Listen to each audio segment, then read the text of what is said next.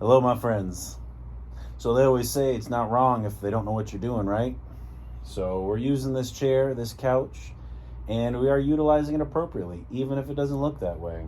Because what we're doing today is we are going to invite a little restorative positioning to give permission for the iliopsoas complex, permission to calm down, often after injury or after excessively stressful events. We can get some tension, some rigidity, some protection mechanism in the iliopsoas complex that can, create pain, anxiousness, uncomfortability. And often we'll try to stretch or even strengthen these tissues. And while that's warranted and while that's appropriate, we first have to give permission for the tissues to calm down. So as what we'll do is we'll put them into a supported, released position in which they can mechanically have permission to calm down. Thus why we're sitting in our 90-90 position. We have our hips flexed at 90 degrees. We have our knees up on the couch chair. And this height can be adjusted with pillows or anything under the legs, but you want your legs to be relatively supported. I'm actually going to adjust a little bit. Main things we want to focus on is allowing our low back to be supported. I do have a blanket underneath me on top of the flooring, which is carpeted. But if you have hardwood floor, I encourage, a pillow or something even softer. Pretty much think if you want to nestle your body. This practice can be done in conjunction with my other video in regards to the rolled up blanket up the spine. Usually that one first, and then this one is a wonderful combination, or vice versa. It depends on your flavor. So with our legs at 90 degrees, our hips at 90 degrees, and we're going to kind of initiate a little bridge feeling, kind of pressing the heels down into the chair, couch, whatever we have, just enough to lift the hips off the ground, because we really want to invite that posterior tilt of those hips, kind of invite the low back to lengthen away from the rest of the spine, and then let it settle down. From here, I'm going to encourage you to allow the legs to just be soft. Sometimes folks will like a strap around the thighs to keep them in a neutral position while still letting the legs be unsupported to be released. Maybe a pillow on both sides of the legs would help that. But what we want is we just want the legs to be in a calm, relaxed position. We want the adductors to be in a relaxed position. We just want the legs to feel like they can just splay out in whatever way they want to here. We want to check in with the pelvic floor, with our glutes, the space in between our front bits and our back bits. Invite softening into this area. We begin by inviting that inhale down into that hips, pelvic floor. Inviting the inhale to go down, expanding the lower abdomen, the hips. Often I like to place my hips, hands on my hip bones, invite the inhale, almost like I'm trying to inhale my hands away from each other.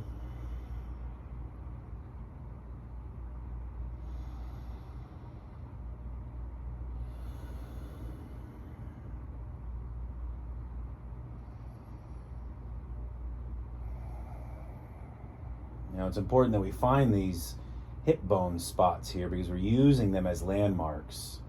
So as we continue to keep this breath flowing, we're inviting the low back to stay soft, receptive, continuing to allow the rest of the body to stay soft and receptive. But we're going to invite those fingertips to gently curl slowly into the middle of the body from the hip bones. Not sharp or fast, we're still keeping that breath flowing.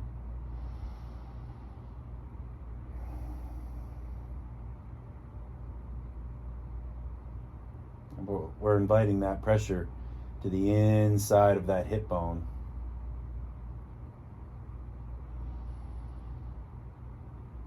Keeping the breath flowing, continuing to give the body permission to soften.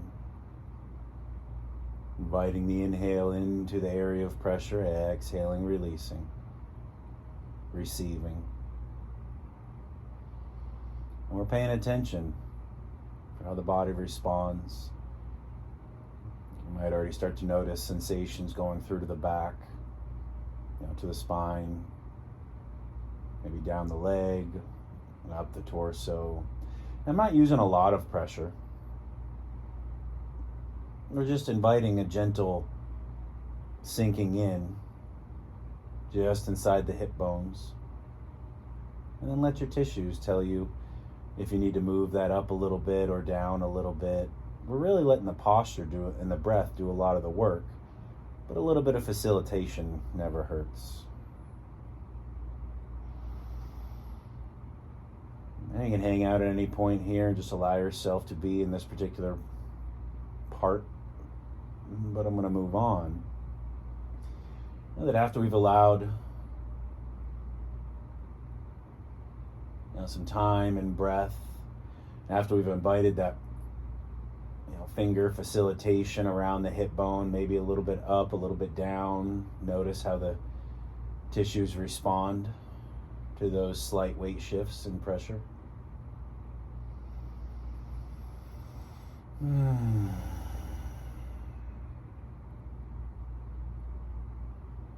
we allow the hands to rest.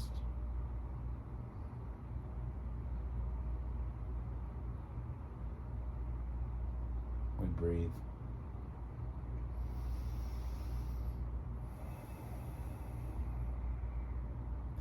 And if we were just focusing on our hip flexor complex, we could just stop there and just let ourselves rest.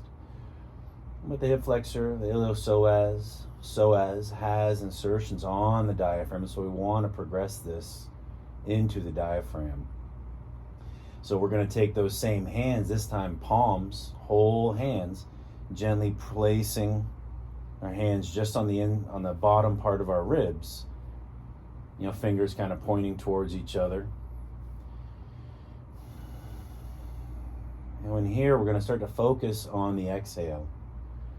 As we exhale, we're going to invite gentle overpressure. Nothing crazy, again, just enough to facilitate a little sinking in of the ribs, a little bit of movement, compression.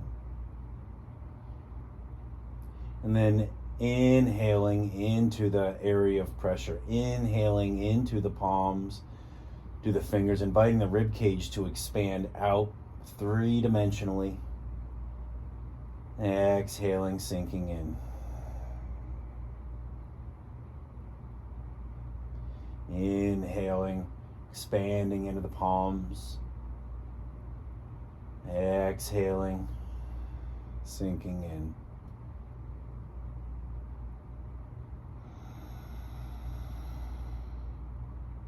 Inhaling, expanding into the rib cage, envisioning that three-dimensional, that oval expansion up to the sides and even down into the back body, expanding the rib cage, exhaling, sinking in.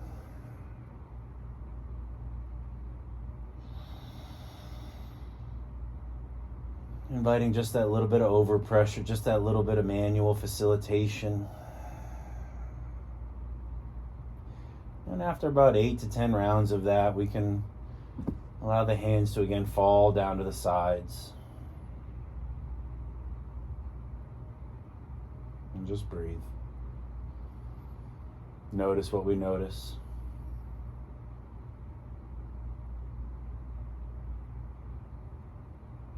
Again, maybe this is the point in which we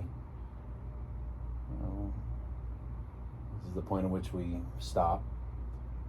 But if we want to continue and progress a little deeper, maybe we start to invite a little bit of our own self-myofascial work, taking their fingertips, and just like we did with the inside of the hip bone, gentle little C movement, And maybe we invite a little bit of that underneath the rib cage. Again, we're not going deep. We're not trying to penetrate through our organs. We're trying to hook up inside the ribs.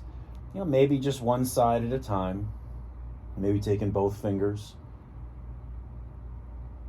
to just gently invite a little bit of pressure on the inside of the ribs, and continue inviting that. Inhale, exhaling, sinking down, inhaling away, exhaling, sinking down. And just inviting the hands, the fingers to walk along the inside of the ribs. 2 or 3 breaths in each spot and move on. Again, listening to the tissues, not going at any sharp or shooting pain. We're just inviting a little bit of gentle overpressure along the lining of the rib cage, going down both sides, inhaling and exhaling.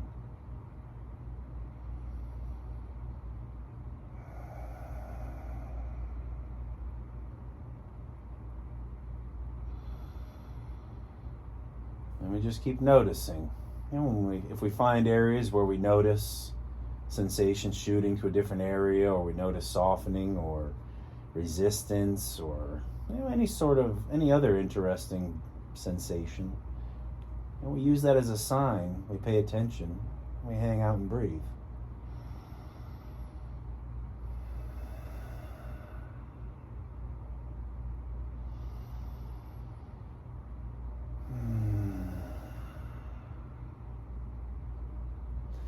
We can keep being curious and investigating that as long as it feels called for, and then again we can let ourselves rest.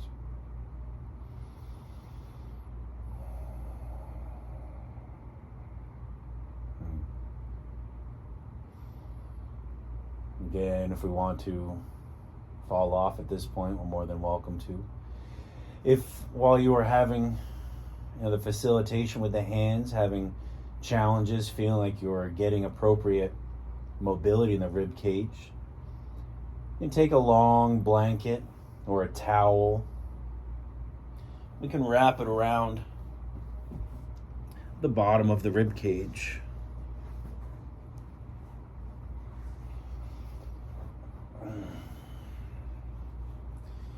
And again, this isn't going to be hard or fast or sharp, but when we cross the fronts of the towel, again, we can invite a gentle little bit of overpressure, almost like a boa constrictor, wrapping around the rib cage.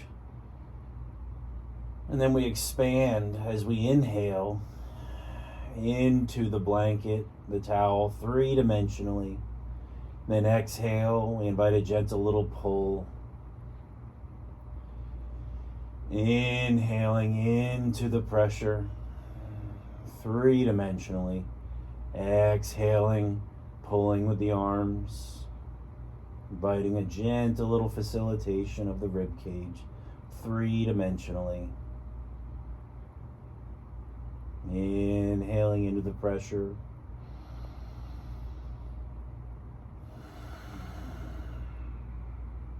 Exhaling it all out. And as many rounds feels called for, I would encourage no more than 8 or 10, and then allow it to rest. Being sure to focus on that exhale, on that facilitation, the in and down, to allow for the out and up. We often focus too much on the inhale before we've given a proper exhale to create space for the inhale, to give the diaphragm permission to fully release in one direction before attempting to open in the other direction. So allow yourself to explore this position. You can invite gentle movements as you slowly come out of this posture.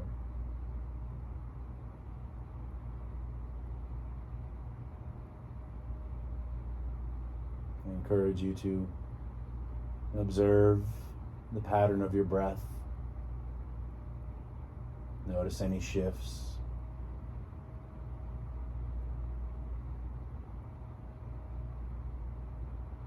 We can return to this practice whenever it feels called for.